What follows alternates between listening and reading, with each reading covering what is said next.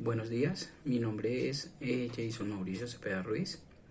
Soy estudiante de séptimo semestre de Administración de Empresas en la Corporación Unificada Nacional CUN.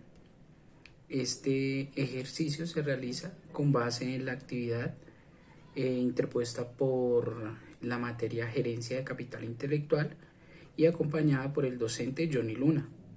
El día de hoy vamos a ver y a desarrollar el tema que me correspondió, que es el sindicato. Vamos a revisarlo. ¿Qué es el sindicato? ¿Qué es un sindicalista?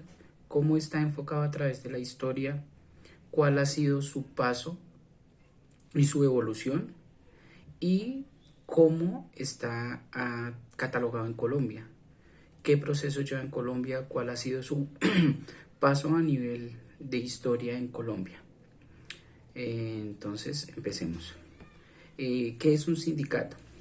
Un sindicato es una acción de trabajadores cuyo objetivo es la defensa de los intereses profesionales, económicos y laborales de cada uno de sus asociados. Quiere decir que una persona se puede afiliar a un sindicato y este sindicato legalmente constituido está en la obligación de garantizar o ser garante de que los trabajadores cumplan y hacer cumplir sus derechos instaurados en el Código de Trabajo y los impuestos por las empresas. ¿Qué es un sindicalista? Un sindicalista es la persona que hace parte del sindicato. Esta persona está en la obligación de hacer una inscripción previa, presentarse ante un grupo de personas que van a decidir la aprobación de llevar una certificación de afiliación o diligenciar una certificación de afiliación, y bajo estos criterios el grupo directivo del sindicato elige si sí o no puede hacer parte. Es de aclarar que las empresas o las corporaciones, grandes corporaciones, no pueden tomar represalias contra este tipo de personas en caso de que quieran hacer parte del sindicato, ya que el sindicato es los garantes de que se estén cumpliendo con los derechos de los trabajadores. La Escuela Nacional Sindical, con un reporte que sacó en junio del 2016, indica que en el país, o sea, los objetivos generales van enfocados a la capacidad de negociar. Esta capacidad de negociar va entre los sindicalistas y un grupo selectivo de la empresa o las gerencias, las direcciones de cada departamento de la empresa. ¿Cuál es la finalidad de esto? Realizar mesas de trabajo, y en estas mesas de trabajo se va a concluir cuáles son las cargas laborales, las cargas prestacionales, los descansos, el acoso laboral. Hoy en día, que hay uno muy famoso que es el acoso sexual laboral. Todos estos temas se tratan en las mesas de trabajo, con las que se busca o obtener una finalidad para este tipo de temas o llegar a acuerdos que permitan a los trabajadores tener garantías dentro del desarrollo de sus funciones. ¿Cómo ha sido el desarrollo histórico para los movimientos sindicales? Esto tiene un principio en Inglaterra. Tuvo su auge más elevado durante la Revolución Industrial y el paso a esta democracia moderna o a este modelo que hace que pasen de ser esclavos a ser trabajadores. Entonces, todos recordamos esta revolución industrial, una huelga que se hizo con base en los trabajadores, en donde ellos ufanaban que tenían que tener mejores garantías laborales en sus pagos, en las horas de trabajo. Entonces, a esto se les llama en 1810 y 1811, entre 1810 y 1811 se les llamó los rompedores de máquinas. Esto hacía parte de la Revolución Francesa. se hizo sindicatos, huelgas, convenios colectivos en donde estas personas durante esta crisis lo que hicieron fue reunirse, conglomerarse, armar equipos y decir vamos a realizar grupos que nos permitan pelear, por decirlo de alguna manera, por nuestros derechos. En 1824, por una fuerte presión popular, el Parlamento británico deroga las Combination Acts. Eran unas leyes que hacían que los obreros trabajaran sin control alguno.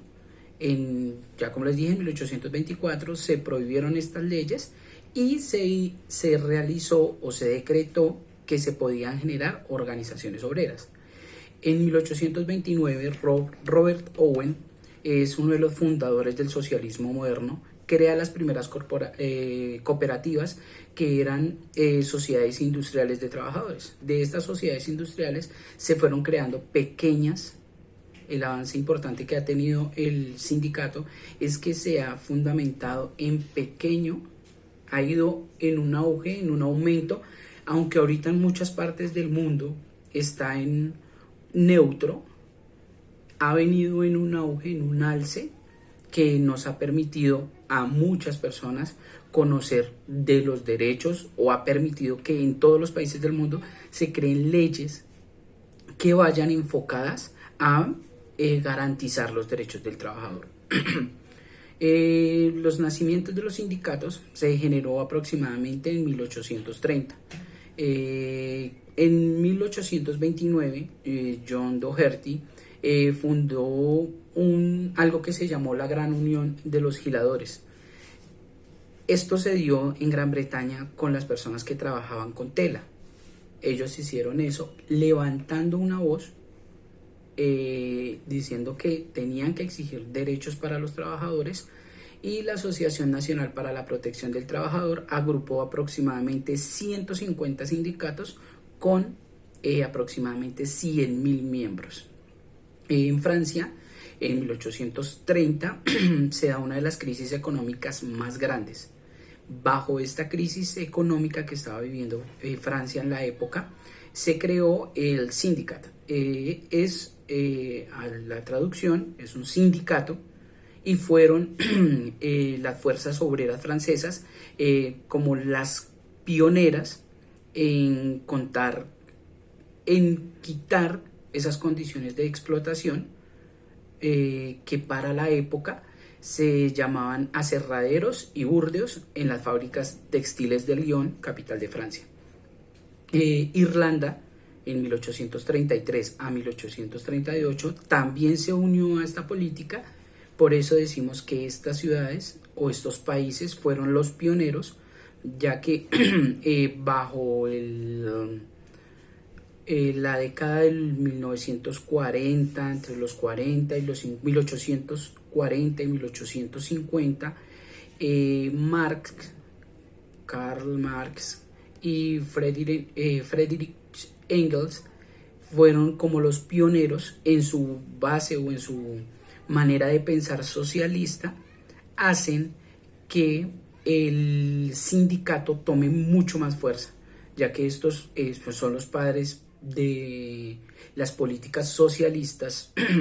Y cuando hablamos de socialismo no queremos decir que los trabajadores estaban pidiendo que les regalaran, sino Marx y Engels, dentro de su filosofía económica, su manera de pensar, creían que el capitalismo podría llegar a sacar a los países de la crisis que se vivía para la época y poder o lograr que los trabajadores, que eran los que en ese momento, recordemos que en esa época era un país totalmente productivo, podían llegar a, por medio de los trabajadores, llegar a un consenso mucho más alto, hacer que los países tuvieran una recuperación económica mucho más rápida, pero también dándoles lo que se merecían los trabajadores. Eh, Se crea aproximadamente en 1864 una asociación internacional de trabajadores que se llamó la Internacional. Es la primera central sindical a nivel mundial. Todos los países que para la época tenían acceso a los sindicatos podían realizarlos de esa manera. Podían unirse a esa asociación internacional de trabajadores y bajo los parámetros, las pautas que ponían los directivos de la internacional, podían adherir desde cada uno de los países a ese tipo de beneficios o a eso que estaban logrando conseguir en 1864. En 1867, Bélgica se une, Francia se une, ya comenzamos a ver países de Europa unidos a esta asociación, y para finales del siglo XIX la Internacional ya era algo tan grande y tan potente que lo que hizo fue conglomerar todo lo que tenía que ver, todos los países que estaban en medio, y lograr hacer una cumbre a nivel mundial. Bueno, esto se hace con base en la historia que ha tenido el sindicato y desde dónde viene. Ya el sindicalismo moderno viene con comunistas organizados, que se generó la Federación Sindical Mundial, socialdemócratas, en donde se crea la Confederación Internacional de Organismos Sindicales Libres, y los cristianos también entraron a ser parte de esto, organizados en la Confederación Mundial del Trabajo. Entonces, vamos a ver ahora algunas clases de sindicatos. El sindicato por gremio es cuando tienen una profesión, arte u oficio. El sindicato por empresas es donde están formados los trabajadores que pertenecen a una empresa, pueden ser de cualquier oficio, arte o especialidad, deben hacer parte de la misma empresa. Un sindicato de industria, entonces va a los trabajadores que son de industria comercial, servicio social, todo esto que hagan parte de la industria.